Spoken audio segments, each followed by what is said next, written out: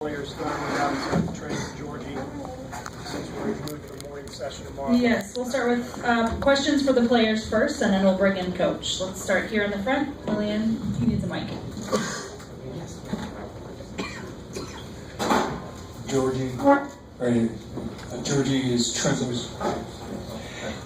Trent was going off in that second half. Just what was going through your guys' heads? At the halftime, Trent said, we have to turn up, I have to turn up, and I was waiting on that moment from Trent, and then he just started going. He just started to heat up, he was on fire, and we said, hey, give Trent the ball, make him do his thing, and he was hitting threes, he was on fire, and we were excited for him, but unfortunately, we lost him. Follow-up question? Yeah.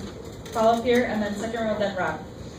Trent, the game seemed to be slipping away a little bit, and I know first half maybe getting some rust out or whatever, but what were you feeling, and what did you think tonight showed? I would say me last year, that wouldn't happen. I kind of, when I was letting those shots get to me, but the coaching staff and my teammates helped me get through that first half, just missing shots, and just, I decided to do things where I could help my teammates, like, getting rebounds, getting assists, just doing other things instead of scoring. But second half, I found my rhythm. You here, second row, Lillian, and then we'll go to Rob. But I'm Rob. Oh yes, you are Rob too. Rob and Rob. Trent, actually, Giorgi answered this one first, and then Trent. What combinations of Illini guys did you feel were most effective tonight? All combinations. We are all combinations. We coach whatever lineup coach put in. That's the best lineup, I feel like. And you guys saw it. We were down. We came back. We was fight. Everybody was fighting. Everybody played for each other. That's what we are about. We are everyday guys. I felt like every lineup was the lineup that should be in the game. Oh yeah, like you said, we piggyback off that. Whoever coach put out there, that's the guys he trusts at that time. Doesn't matter who, from walk-ons to starters, we're gonna do what we do. Whether it's rebounding, getting in line, just doing our principles and doing them to playing a role. Combinations, I don't really look at that. Whoever he puts out is gonna play hard. Doesn't matter. Thanks, Trent. Rob. Trent, can you talk about when you started to feel it, when you kind of thought, hey, we're back in this game? I started feeling it. We started getting a few stops. I seen a few balls going. Obviously I got going, but I didn't think offense was our problem tonight. We could score easily with anybody. Down the stretch, we didn't get enough stops, and I think that was the problem. We kept fouling. And so we kept putting them to the free throw line where they kept getting free points. So I think that's where we beat ourselves up right there. In the back. And then we'll come to you, Devin. Trent, Giorgi, what do you think of the atmosphere tonight and the electricity in the arena? I felt like State Farm in here tonight. These Illini fans are amazing. Doesn't matter, like, we're in Hawaii, they're going to be here. Doesn't matter where we're at in the country, we have a strong supporting cast, and it's a blessing to have so much orange up there in the stands to come support us, play all the way down in Maui, and I think that's just the greatest feeling, just to play out there and play so hard for them. But we came up short, but we got a game in 15 hours, so we're not going to let that game bother us. We're just going to prepare for tomorrow.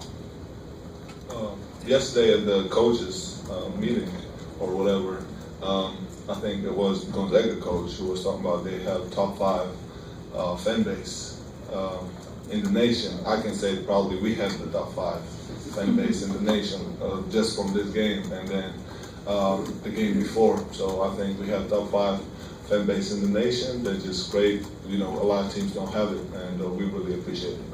Thanks, Giorgi. Devin here in the second row. Given that atmosphere, do you feel like you're fighting for respect? And how are you battling that? Y'all played hard tonight, But obviously the Zags were seen as the top billing for the night. But it felt like you were playing with a chip on your shoulder.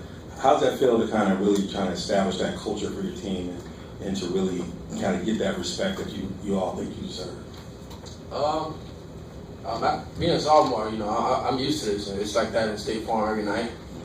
We have 15,000 people in there screaming and yelling, rooting for us. Doesn't matter we're down 30 or up 30. It's still a packed house. So to have so much orange up there in the stands is incredible. Like you said, I think we have the best supporting cast in the country, and I wouldn't play for any other school. I think Trent will take one last question for the players, and we'll let them get back to their team. Yeah, for both of you guys, how do you turn this into something? How do you turn this into tomorrow and the next day? Being able to close out on winners. Oh, we go win tomorrow. We figured out this game's over with. We're gonna start preparing for tomorrow, and we're just gonna go out there. Same energy, same intensity. Go out there and try to get a W. Yeah, Coach talking about light switch mentality. We forgot about it. This is over now. We have to think about the next game, get the next win. That's our goal. We go step by step. So that light switch mentality, we forget this game and we go on to the next one. Thanks, Giorgi. We'll let you guys go and get ready for that next game. Thank you. Let's take questions for Coach now. Go back to Rob on the right side.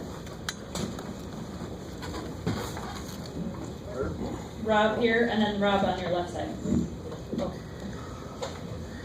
Brad, what would you like to say about the defensive intensity that manifested that comeback? I think there were some positives. I was really pleased the first half. I thought the first half we were sensational. I thought the second half we got complacent and sloppy, and Gonzaga does what they do. You look at their numbers, what they've done to opponents in the second half. That's all. We spent a lot of time this week talking about that, and it was foul, and again, give them credit. It's what they do. They just slaughter people at the free throw line, and we didn't help that. I do think the changes, our little three-quarter court press, our little half-court 1-3-1 seemed to disrupt the rhythm. We had 2 or 3 stops, and we felt like we could really turn them over. And we felt like that was something that would be a positive. We turned it over 14 times the first half. The second half, we just came in a different method with our a little more of our zone. Go ahead. Yep. Brett, on that point, Gonzaga entered with, I think, the 8th best offensive turnover percentage in the country. They did not turn it over regularly. How much of that, what you were able to do to them, especially in the first half, is the byproduct of Killian Tilly not being involved? That's a great question. I don't know. I think it's more. I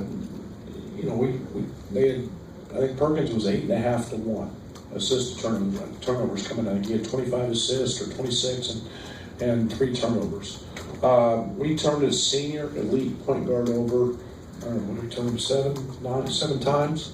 I'll take that every single night. We were turning a high major elite point guard on a top 5 team over 7 times. Now he got his assist, but the thing was that number became half their team assist, and that's something that we strive for a lot. And but again, give them credit. I haven't seen them play enough with Tilly to know what dimension he gives them. I know this. There's not a better defensive player in the country, in my opinion, than the Clark kid. And he's sensational. We tried everything we could do to get him out of the action and to get him as far away from it. And he's a terrific shot blocker. We were effective early. We did exactly what we wanted to do early, which is go right at him. And Giorgi put a couple fouls on him, but he impacted the game a great deal in the second half. Back to Rob.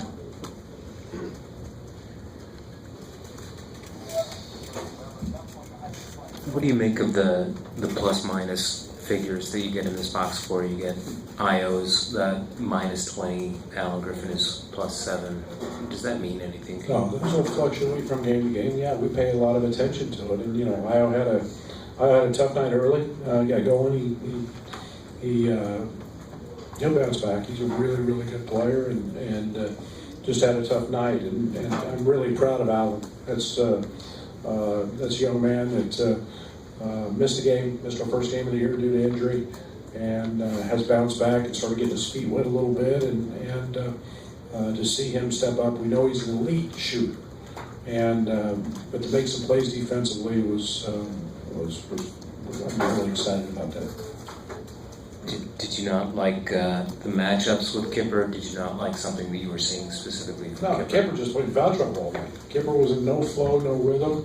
He had 2 fouls in the first 2 minutes, and then picked up a third, and we liked that small lineup. If you start looking at our rebound totals, you know, Aaron had 10 and DeMonte had 9. Those guys go chase a lot of balls, and wasn't anything that happened with Kipper tonight other than just some foul trouble, and we got a pretty good groove with some other guys. Brad, the last game you didn't have full team, didn't have Frazier, and obviously you had a fantastic second half. What do you think your team showed, and how do they, translate this into tomorrow and the next day? We're going to see. That's a great challenge. We've got a mantra that we use. It's all over our locker room. Everyday guys. And tomorrow's another day. We do this every day. I try to be the most consistent head coach in the country in what we do in practice every single day. It doesn't fluctuate. We're going to go 2.5 to 3 hours, and we're going to go. And we're going to tape on the day of the game. And we're going to work. So there's no surprise. And we know that whether it's this tournament or it's a postseason tournament or it's the NCAA tournament, you got quick turns.